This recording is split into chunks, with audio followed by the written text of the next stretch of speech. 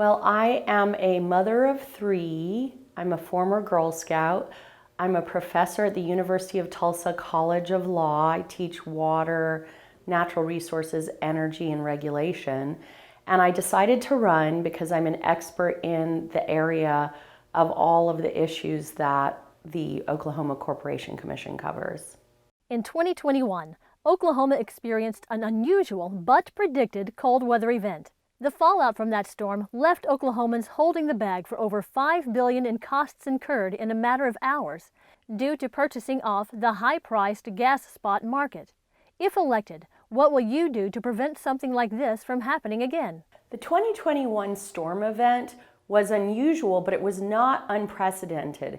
In fact, Oklahoma has had 4 such events in the last 40 years. Furthermore, the 2021 winter storm Uri affected places from Canada down to Mexico.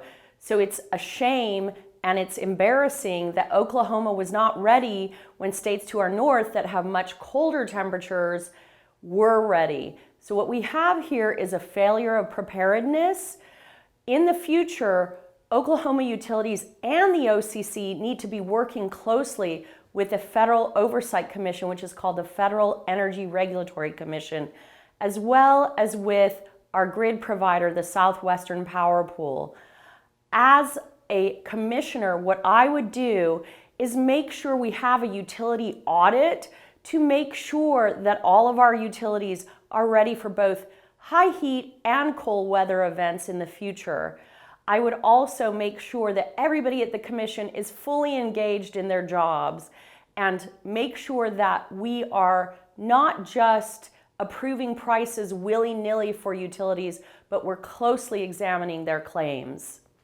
What will your approach be for determining if a requested rate increase is justified, and what factors will you consider in your decision-making process?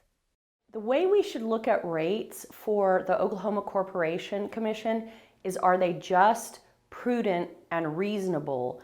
So the commission really needs to look at whether the costs that utilities are putting forward are in fact prudent.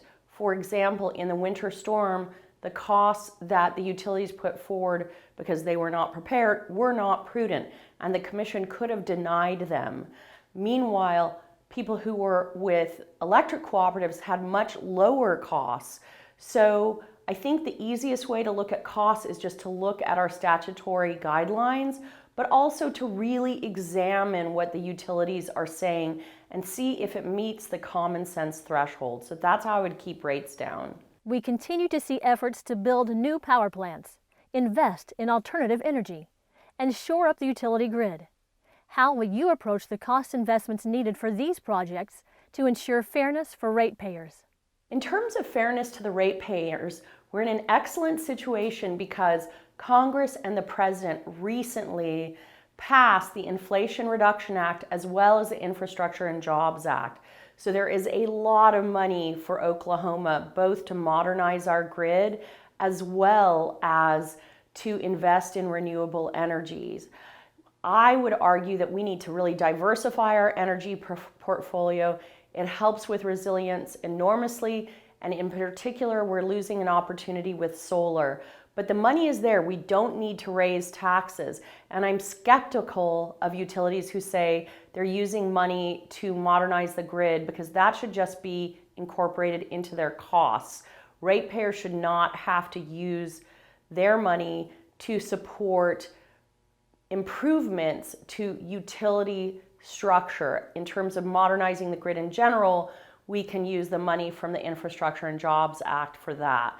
So I will definitely be an advocate for ratepayers at all times, and I will always closely examine cost requests.